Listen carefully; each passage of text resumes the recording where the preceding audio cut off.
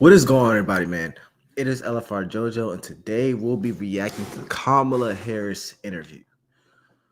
I think this video is extremely important for me because one criticism I personally had of Kamala Harris, and I wouldn't even know if it's a criticism, but one thing that really upset me about her is that she just didn't really go on that many interviews. She kind of stayed out of the spotlight for so long. And the reason I say that is because she's been the vice president for 4 years.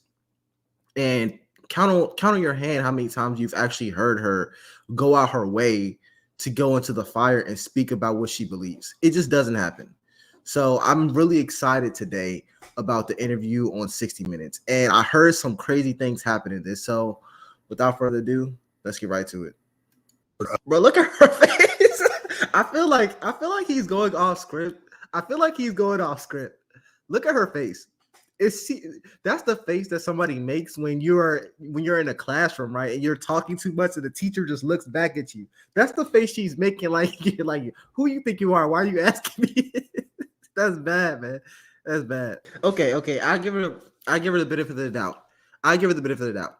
Maybe she's trying to say, okay, I know we messed up, but look, we cut the numbers by half, so it's not a problem.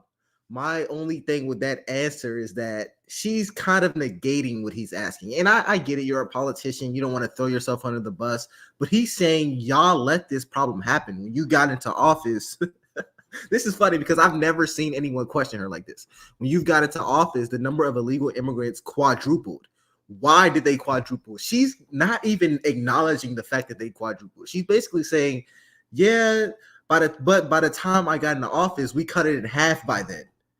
I mean, I would hope you cut it in half by then. It quadrupled, but then you cut it in half. So my thing is, you're kind of still ignoring the big point. But we need. I've been covered. So she basically just blamed Congress, bro. She basically just blamed Congress. You can't make this up. You can't make this up. How are you going to sit here in your right mind and say the stuff that's happening is Congress's fault? It's no way you just did that. Because we've all been saying this is a problem forever. We've all been saying, yeah, it's too many illegal immigrants, and you're going to sit here and pretend like none of that happened. You're going to pretend like none of that happened. And then in the wake of when you get called out, you're going to say, oh, yeah, it's Congress's fault. Sorry, I didn't have anything to do with that. Congress did everything. It wasn't me. You can't make this up. You really can't make this up, man. And it's just kind of sad that now we're getting to the point where you have to sit down and really get force-fed a question for you to admit for you to even acknowledge something like this existed. It's sad, man. It's sad. Serve by was democracy best served by President Biden stepping down and basically handing you a nomination. You didn't have to go through a primary process. You didn't have to fight off other contenders. That's not really the way our system was intended to work. President Biden made a decision that I think history is going to show is rare among leaders. What are you talking about? Yes, it was rare among leaders, but he asked you a very specific question. Y'all, we're going to go back and really listen to what he asked. I want y'all to really listen to what he asked her and really listen to how she answered it. Let's go. Was democracy best served by President Biden stepping down and basically handing you a nomination? You didn't have to go through a primary process. You didn't have to fight off other contenders. That's not really the way our system was intended to work. President Biden made a decision that I think history is going to show is rare among leaders, which was to put country before self. And I am proud to have earned the support of the vast majority of delegates and to have been elected the Democratic nominee. I am proud to have received the endorsement of leaders around this country from every background and walk of life to fight in this election over the next month for our democracy But I think this truncated process is why people think or say they don't really know who you are. Look, I've been in this race for 70 days. You've not been in this race for 70 days. You've been in this race for 4 years. And this is what she's not acknowledging. Kamala, you've been in this race for 4 years. You've been the vice president of the United States of America for 4 years. And I get what I get what you mean. You've been in the presidential race technically for 71 days. But what he's asking you is the way you got in your position is kind of unheard of. It's borderline unconstitutional. What do you think about that? Your answer was President Biden did something that world leaders don't do and put the nation over themselves. I don't even really understand that, because the entire job of a world leader is to put their specific nation over themselves. So the fact is, you're going to sit here and say, "Oh, Biden didn't do that." I mean, Biden did that, and it was super rare. No, it was not rare. That's kind of his job. His job is to put the world over himself. So even that, I don't understand. But you have not been in this position for only 71 days. We've watched you become someone over the past 4 years. The only problem is we don't know anything about you over the past 4 years. The only thing we know is that you were the vice president for some period of time. That's kind of it. I don't really know who you are, if I'm being honest. I don't know who you are. And I want to know who you are. I want to give you the benefit of the doubt, but I just can't right now because you haven't done anything so far. And we're going to keep going over these videos, man, because I really want to see you actually defend your claim, see you actually defend who you are. So let's go. But it seems that Prime Minister Netanyahu is not listening. Well, Bill, the work that we have done has resulted in a number of movements in that region by Israel that were very much prompted by or a result of many things, including our advocacy for what needs to happen. What are you talking about? What are you talking about? It sounds like you're trying to reach the word count. You know, like when you're doing an essay in school and you're trying to reach the word count or something? Kamala, what did you even just say? Movements. I don't even understand anything you just said. Plan. It makes me feel like I'm an idiot when I watch this stuff and I don't understand it. Because she just said a whole lot of something, but I don't really know. Am I the slow one? Hold up. Plan. Look at his face. Look at his face. So he's asking, you have this big economic plan. How are you going to pay for it? How are you going to actually pay for it? Your answer was you're going to make the richest people who can afford it pay their fair share of taxes. I'm going to give you the benefit of the doubt.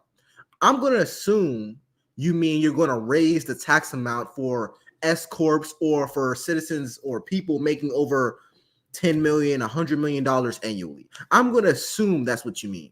I would have hoped as the vice president, or I would have hoped as a presidential elect for the Democratic Party, that you would go into detail about exactly what you're going to do, because this is the perfect chance, because you're trying to win votes, right? You want the conservatives to actually look at you like a real candidate, and you want the conservatives or the people who don't want to vote for you to look at you like a real person to lead our country. You need to go into details about what you're going to do. You wrote the plans, right? They're your plans. Tell me what you. Why does she not know the answers to this? Kamala, you are not an intern. You are the vice president. You were in the Senate. You went to law school. You should know how you're going to get this through Senate. And I'm going to say this. She may not know exactly if Senate will agree with her or not. Congress will agree with her or not. She doesn't know that. You don't know if Congress will side with you, but you should have a plan on whether or not, or what you're going to do regarding this. If you're actually serious, what steps are you going to take? What laws are you going to change? You're basically singing out dreams right now. If we can't go on dreams, we're in a recession, borderline recession. What are you going to do? And if you don't know this off the top of your head, how could we trust you? Who is writing these economic plans? You said Goldman Sachs backs your plan. You said Goldman Sachs thinks your economic plan will be the best thing for America. You've been the vice president for 4 years. You should know your economic plan. You should know the details of your economic plan. Because if you go to Congress and you say this, if you say this in Congress, they're going to laugh at you. I've seen YouTubers know more about your economic plan than you know right now.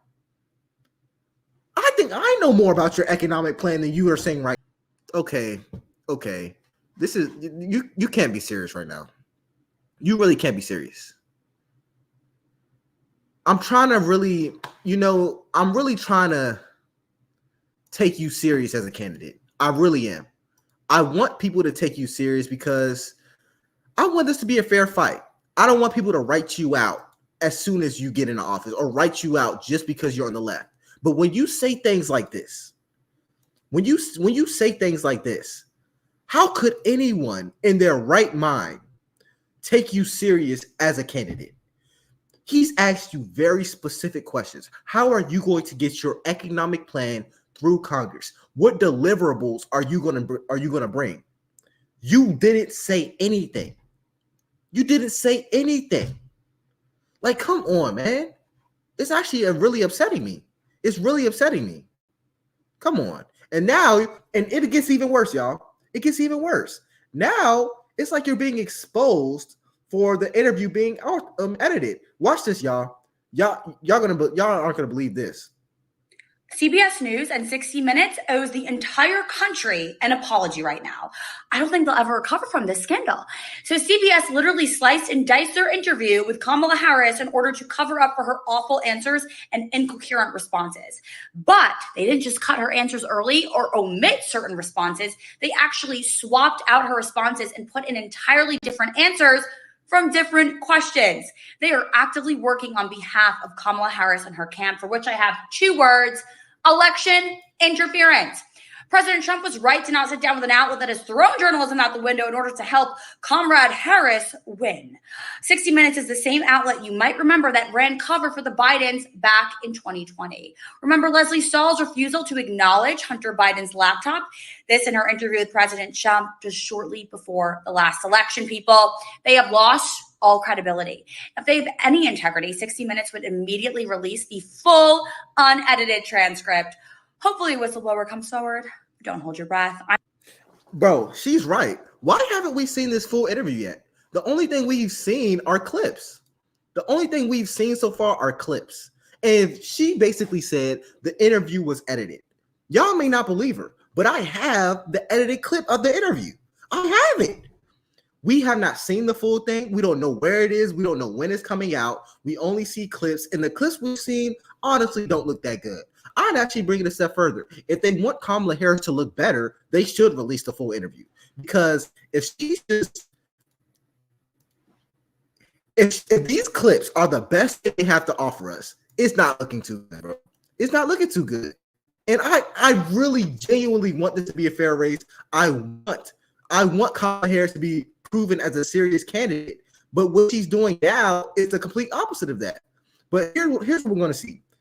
You're going to see the actual answer of the interviews, the actual answer of what she said, and you're going to see the edited answers. Maybe this is not in the real interview, but this is what we have. Let's get it. But it seems that Prime Minister Netanyahu is not listening. Well, Bill, the work that we have done has resulted in a number of... They really edited the interview and thought we weren't going to find out. I would think this is tampering with an election. I genuinely think this is tampering with an election. And the reason I say that is because there aren't that many interviews of Kamala Harris. We don't see her that often. And let's be honest, it's been 4 years since she was vice president. I can probably count on both of my hands how many times I've heard her speak. In the past 4 years, I've given more political opinions of Kamala Harris online in the past 4 years. Me, Joe Vaughn. And 4 years ago, I was in high school. So my thing is this. We can't hear you speak. We don't know what you stand for. The only thing we can assume is that you stand for what Biden stood for. But in your mind, or you want your party doesn't want us to believe you stand for Biden, what Biden stands for. But there's actually a clip going around saying you do stand for what Biden stands for. And in the interviews, I'm not even going to bring up the interviews because when I hear you speak, it doesn't sound like you stand for anything. But listen to this. Well, if anything,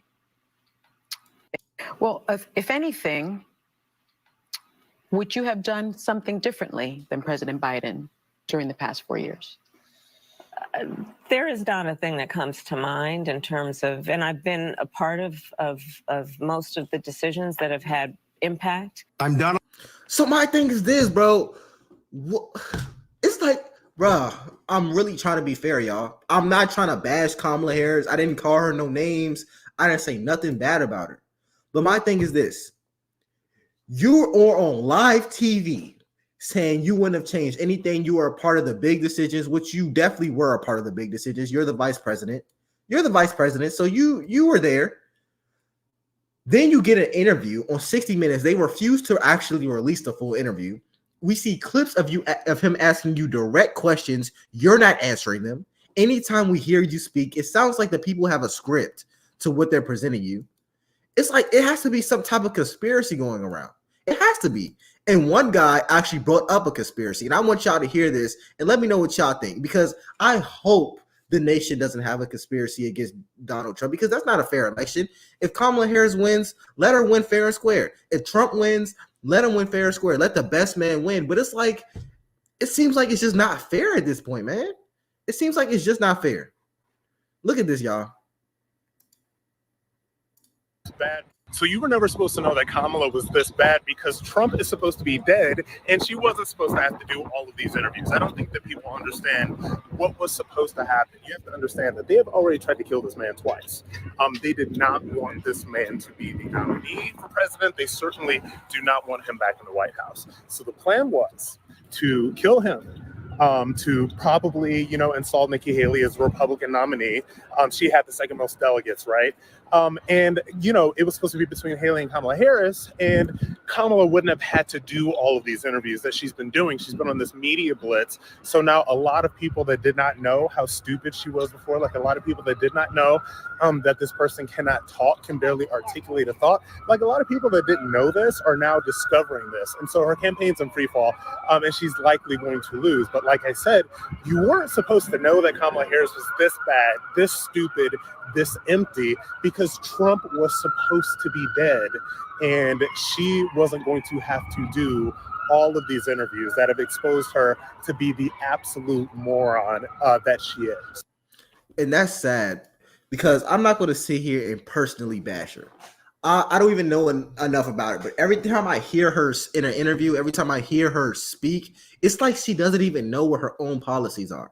And I'm not saying that to be harmful against Kamala Harris. I'm just being 100% honest. We've heard her speak. I've shown clips of one of her only honest interviews that I found, because every other interview I've seen, I remember she went on Oprah's show. It was a teleprompter in front of Oprah saying in an interview. You have a teleprompter in an interview?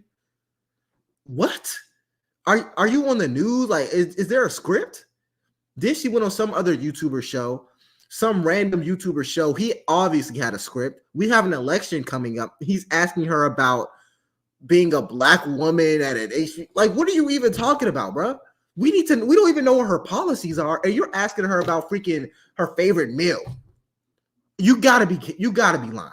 So this is the only time that I've actually heard her speak in an interview, and it seems like she doesn't even know what her own policies are. How can I back you if you don't even know what your own stuff is? Like, this is a genuine question. What am I supposed to do?